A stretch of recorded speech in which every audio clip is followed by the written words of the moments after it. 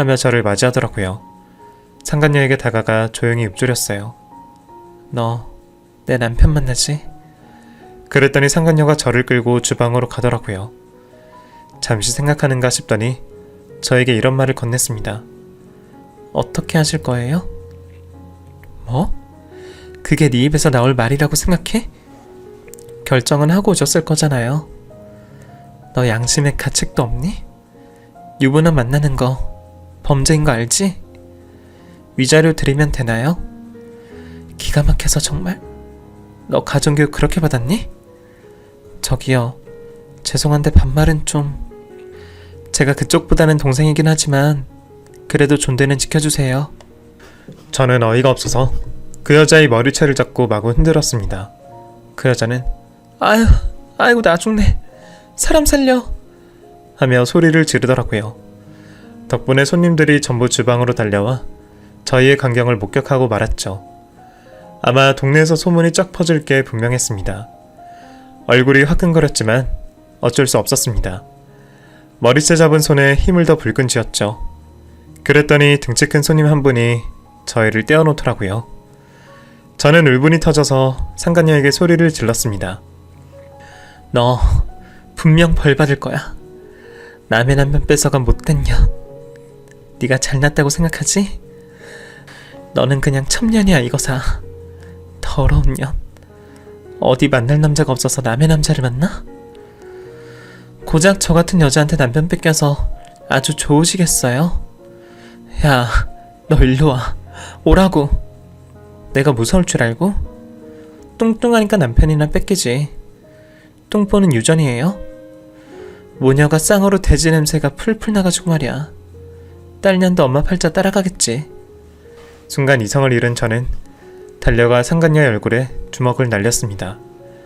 다른 건 몰라도 딸욕은 참을 수 없었어요. 바닥에 고꾸라진 상간녀는 갑자기 피해자 코스프레를 하며 펑펑 울더라고요. 그리고 냅다 저에게 소리를 질렀어요. 아줌마, 내가 손해배상 청구할 거야. 해봐. 해보라고. 나는 뭐 가만히 있을 줄 알고? 육탄전이 벌어진 후 저는 기진맥진해서 집으로 돌아왔습니다. 손발에 힘이 없어서 내내 누워 있었습니다. 그리고 베개를 적시며 눈물을 흘렸네요. 저에게 이런 일이 일어났다는 것 자체가 너무 수치스럽더라고요. 저는 살면서 단 한 번도 욕심을 부린 적이 없었어요. 그저 바라는 게 있다면 남들처럼 평범하게 사는 것이었는데 그것조차 저에게는 사치였나 봅니다. 남편은 집에 돌아와 저를 한심하게 보더니 기어코 제 가슴에 화살을 꽂더라고요. 동네 창피해서 원? 거긴 왜 찾아갔어? 당신 정말 미쳤어? 이제 우리 사이 다 소문났다고. 면상 좀 제대로 보려고 찾아갔다. 왜? 그런다고 달라져? 나한테 무릎 꿇어. 왜 그래? 꿇으라고. 동네 망신당한 것도 전부 당신 탓이니까. 남자가 가오상하게 무슨 무릎을 꿇어? 꿇으라면 꿇어 좀. 날 위해서 그게 그렇게 어려워? 난 작은 방에서 잘게. 무릎 안 꿇으면 우리 이혼이야. 왜 이러는 거야 대체? 나 당신 때문에 미칠 지경이니까 책임져. 이렇게 나를 망가뜨려놨으면 책임을 지라고. 어떻게 사람이 그렇게 냉정해? 내 인생 이렇게 됐는데 당신은 잠이 와? 어떻게 책임질 거야? 어떻게 책임질 건지 여기서 딱 말해. 계약서 쓰자고. 귀찮게 굴지 말고 잠이나 자라, 어? 일어나 남편을 붙잡고 울부짖었어요. 하지만 저는 그때 남편의 눈빛을 보고 말았습니다. 귀찮고 짜증난다는 그 눈빛을 보고 말았어요. 어느 순간부터 저를 향한 눈빛이 차갑게 식었다는 건 알고 있었는데 정면으로 마주하니 정말 숨이 멎을 정도로 처절하더라고요. 그 이후로는 조금씩 체념을 했던 것 같아요. 그나마 양육권을 내가 가져올 수 있으니 다행이라고 생각하자며 스스로를 위안했습니다. 이혼을 한다면 그 돈가스 집과 최대한 먼 곳으로 이사를 가야겠다는 마음을 먹으며 조금씩 정리를 했던 것 같아요. 남편은 그때까지도 저에게 미안하다는 말 한마디 하지 않았습니다. 그러려니 했어요. 싸울 때도 본인이 다 맞고 제가 틀렸다고 하는 인간이니까요. 생각해보면 그 사람에게 미안하다는 말을 한 번도 들어본 적이 없네요. 이런 사람과 평생을 함께할 생각을 했으니 저도 참 멍청하다 싶었어요. 그러다가 목욕탕에 간 적이 있습니다. 거기서 상간녀를 마주칠 줄은 꿈에도 몰랐습니다. 제가 자주 다녔던 목욕탕이 있었거든요. 한창 육아할 땐 가지 못하다가 아이가 유치원에 가면서부터 다시 다니기 시작했는데 그날 저녁에 중요한 약속이 있어서 목욕탕에 가게 되었습니다. 탈의실에서 옷을 벗고 목욕탕에 들어가서 머리부터 감으려고 샤워기 물을 트는데 옆자리에 익숙한 여자 한 명이 있더라고요. 설마 하는 마음에 견눈질로 몇 번 그 여자를 쳐다봤는데 상간녀가 맞았어요. 그쪽도 저를 알아봤는지 슬금슬금 제 시선을 피하더라고요. 제가 먼저 말을 걸었습니다.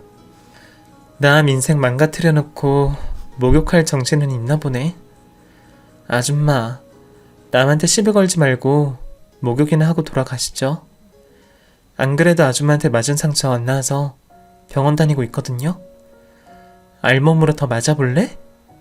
싫거든요. 그런데 상간녀의 몸을 훑는데 군데군데 튼살이 있더라고요. 그리고 배에 수술 자국 하나가 있는 거예요. 여자들은 알잖아요. 그게 재앙절개 자국이라는 것을요. 그래서 제가 넌지시 물어봤습니다. 애 낳았어? 그랬더니 상간녀가 화들짝 놀라며 저를 째려보더라고요. 아줌마, 이게 재앙절개 자국으로 보여요? 나 처녀거든요?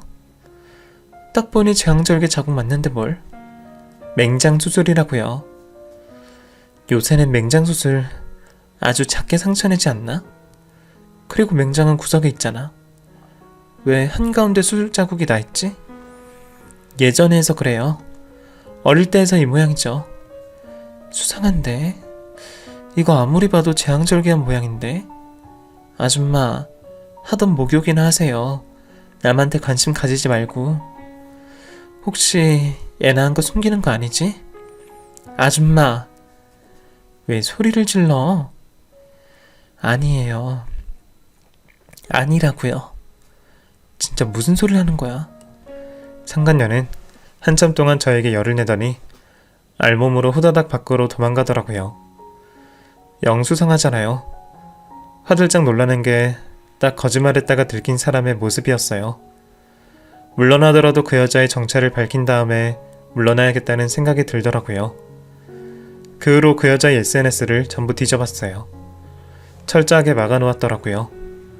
어떻게 해야 하나 고민하며 상간녀에 대해 아는 사람들을 수소문했습니다. 하지만 쉽지 않았어요.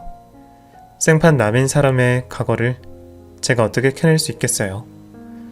그냥 소송에서 위자료나 받자 싶어 그냥 증거를 모아 변호사와 상담을 진행했습니다. 그쪽이 유책 배우자이다 보니 양육권은 저에게 올 것 같더라고요. 우리 딸 내가 키울 수 있으면 됐다 싶었어요. 그 인간이 양육비나 꼬박꼬박 줬으면 좋겠다 싶었죠. 그렇게 조용히 이혼을 준비하던 도중 어느 날 상간녀의 돈가스 집을 지나가는데 웬 남자가 그 앞을 기웃거리고 있는 거예요. 심지어 남자가 돈가스 집 문을 몰래 따려고 하길래 제가 말을 걸었습니다. 누구세요? 아주머니는 누군데요? 그쪽은 왜 사장 없는 가게 문을 따려고 하는데요? 사장이랑 아는 사이예요? 네, 아는 사이입니다.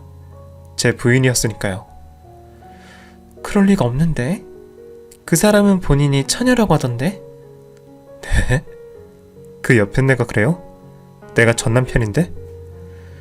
그런데 전 남편이 여기 왜 오셨을까? 그 여자 지금 내 남편 만나고 있는데요? 뭐라고요? 누굴 만나요? 제 남편이요. 둘이 불륜 저지르고 있다고요. 아주 갈 때까지 가는구만. 저랑 가까운 카페 가셔서 얘기 좀 하실래요? 제가 살게요. 그쪽 전부인에 대해 할 말이 있어서 그래요. 좋죠. 근데 난 배가 고픈데. 그럼 밥 살게요. 상간녀에 대한 정보를 캐기 위해 전 남편이라고 주장하는 그 남자를 데리고 근처 식당에 갔습니다. 노숙자같이 생긴 이 남자가 진짜 상근녀의 전 남편일까 의구심이 들더라고요. 그 남자는 밥을 먹다가 저에게 묻더라고요. 누구요? 네? 아줌마 남편 어떤 사람이냐고. 자그마한 회사 하나 운영하고 있어요. 역시 돈 보고 만나고 있구만. 그나저나 전 남편이라고 하던데 혹시 증거 있어요? 그 남자는 조용히 핸드폰을 꺼내 가족 사진을 보여주더라고요. 상간녀와 그 남자, 그리고 갓난아기가 웃고 있었어요. 그런데 상간녀의 모습이 제가 아는 모습과 전혀 다르더라고요. 살이 디룩디룩 쪄서 얼굴 이목구비가 살에 파묻혀 있었습니다. 지금보다 2배는 더 커진 얼굴에 몸은 지금의 저보다 더 심각한 상황이었죠. 그래서 사실 처음에는 다른 사람인 줄 알았어요. 그리고 군데군데 성형도 좀 했는지 확실히 얼굴 자체도 달랐어요. 이렇게 과거에 살쪘으니까 목욕탕에 봤을 때 몸에서 튼살이 그렇게 많이 있었나봐요. 그리고 제가 본 수술 자국은 재앙절개 자국이 맞았습니다. 남자는 한숨을 푹 쉬더니 저에게 또 묻더라고요. 소송하실 겁니까? 해야죠. 내가 당한 게 있는데. 맘 같아서는 그 여자 인생 완전히 망가뜨리고 싶어요. 뭐가 궁금하신 건데요? 나한테 밥을 사주는 걸 보니 알아내고 싶은 게 있는 것 같은데. 그 여자의 과거에 대해서 궁금해요. 그 남자는 한참 동안 망설이더니 결국 천천히 말을 꺼내더라고요. 저랑 결혼하고 한 5년 살았습니다. 그런데 출산하고 허구한 날 싸웠어요. 술 마시고 들어오면 뚱뚱한 와이프가 떡하니 집에 있으면 얼마나 한숨이 나오는지 아십니까? 구박하고 괴롭히다가 결국에 꼴 보기 싫어서 내쫓았죠 뭐. 그런데 나중에 보니 살을 쏙 빼고 식단까지 하는 게 아니겠어요? 그래서 다시 잘해보자고 쫓아다니는 중입니다. 그런데 저를 계속 피하네요. 그럼 애는요? 안 보이던데? 아마 친정이 막혔을 겁니다. 예전에도 자주 막혔거든요. 그 여자랑 잘해보고 싶으신 거죠? 네, 그렇습니다. 그럼 저희 둘이 목적이 같네요. 혹시 저한테 한 말 전부 제 남편한테 해주실 수 있나요? 그럼 저도 그 여자랑 잘 되게 도와드릴게요. 가진 거 하나 없는 저 같은 놈을 봐줄까요? 애 아빠잖아요. 아무리 사이가 안 좋았어도 예정이라는 게 있지 않나요? 그리고 제 남편 겉으로 보기에는 그럴싸해 보이지만 빚더미 끌어안고 아슬아슬하게 사업하는 중이에요. 별 볼 일 없는 놈이란 뜻입니다. 그렇게 저희는 극적인 딜을 하게 되었습니다. 그 자리에 바로 남편을 불렀죠. 남편은 어리둥절한 표정으로 들어왔고 모든 걸 알게 됐습니다. 남편의 표정이 살짝 일그러지는 걸 본 저는 남편에게 이렇게 물었습니다. 왜? 맹장수술 자국이라고 하디? 튼살은 뭐라고 그러디? 잠잘 때 불 끄고 잤나 보지? 죽고 못 사는 여자에 대해서 그렇게 몰랐으니 얼마나 충격이겠어. 당신은 그 여자한테 호구 그 이상도 이하도 아니야. 결혼이라도 했어봐. 그 여자 자식까지 당신이 다 케어하고 ATM기로 평생 살아야 하는 거야. 그거 자신 있으면 그 여자애랑 재혼하든가. 혹시 그 여자한테 이미 돈 갖다 바친 건 아니지? 당신 짠돌이잖아. 그랬더니 남편 표정이 급격히 안 좋아지더라고요. 목까지 시뻘개져서 부들부들 떨던 남편은 벌떡 일어나 밖으로 나갔습니다. 아마 상간녀에게 달려가서 따졌겠죠. 둘의 일은 둘끼리 해결하라고 하고 집으로 돌아왔어요. 남편은 그날 외박을 했고 다음날 초췌한 모습으로 집에 들어와 저에게 다가오더라고요. 이제는 당당하게 외박까지 한다 이거지? 여보, 나랑 얘기 좀 해. 무슨 얘기를 해? 헤어진 마당에. 내가 꽃뱀한테 당한 거야. 그 여자 완전 선수였다니까? 그걸 왜 나한테 얘기하셔? 하마터면 당신이랑 이혼할 뻔했잖아. 나도 지금 황당해. 그 여자가 나한테 분명 맹장수술 자국이라 그랬어. 자기는 한 번도 결혼한 적 없다고 거짓말했어. 이거는 혼인 빙자잖아. 내가 완전히 당한 거라고. 우리 이혼 중인 거 알지? 여보, 내가 잠시 실수했어. 그러니까 우리 새로 시작하자. 새로 시작은 무슨? 양육비나 꼬박꼬박 주시지? 내가 미안하다고 하면 되는 거잖아. 미안해 여보. 나 알지? 미안하다는 말 절대로 안 하는 거. 됐어. 좀 비켜줄래? 여보 미안해. 그제야 그 사람은 제 앞에서 무릎을 꿇었습니다. 처음 있는 일이었어요. 이 사람이 오죽 마음이 급한가 싶더라고요. 바람 피운 주제에 무릎만 꿇으면 제가 용서할 거라고 생각했나 봅니다. 그 심보가 너무 얄밉더라고요. 그래서 저는 끝까지 그 인간을 무시하며 결국 이혼 소송을 진행했습니다.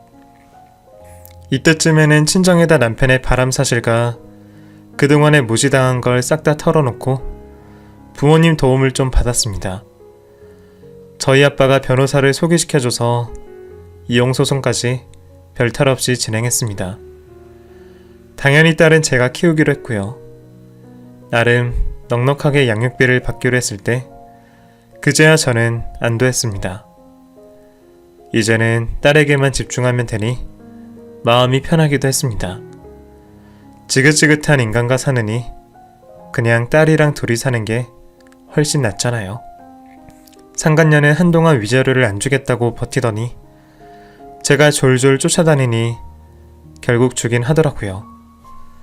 상간녀는 저에게 억울한 표정으로 지으며 이런 말을 하더라고요. 헤어졌어요. 저 차였다고요.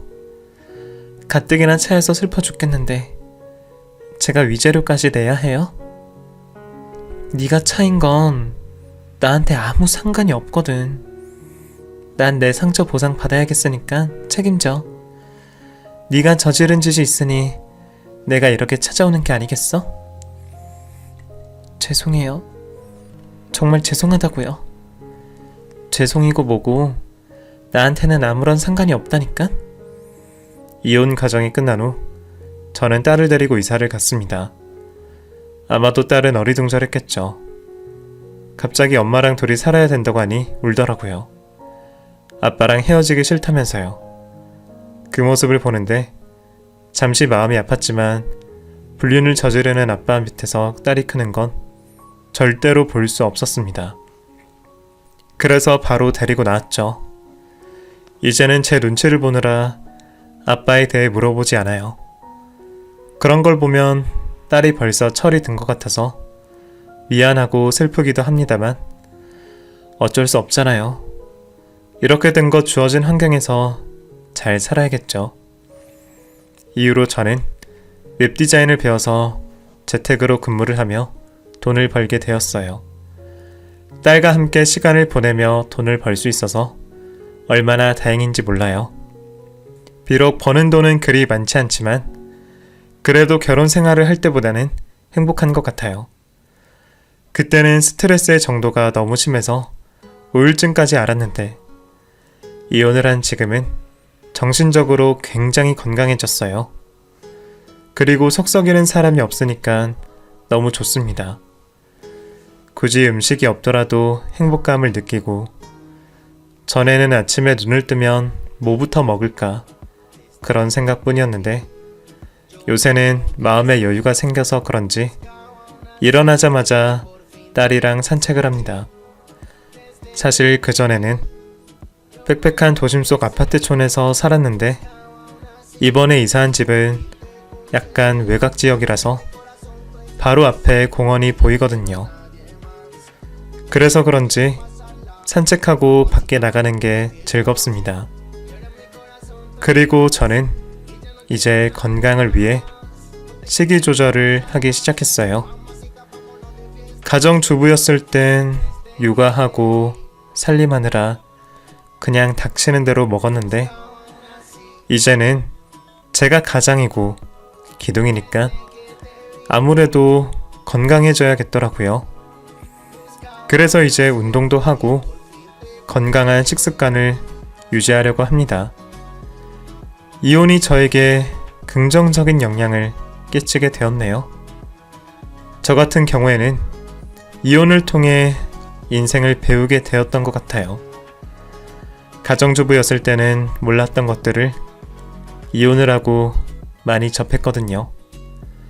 어쩌면 그때는 제가 우물한 개구리였을지도 몰라요. 이제는 저 스스로 딸을 키우며 인생을 더 많이 배우고 싶습니다. 인생에서 자존감이라는 게 얼마나 중요한 건지 저는 그때 깨달았어요. 여러분들이나 저나 자존감을 잘 지키며 살았으면 좋겠습니다. 저는 이만 딸이 집에 돌아올 시간이 되었기 때문에 사연을 마치도록 하겠습니다. 지금까지 함께 해주신 모든 분들께 감사 인사를 전하며 인사드리겠습니다.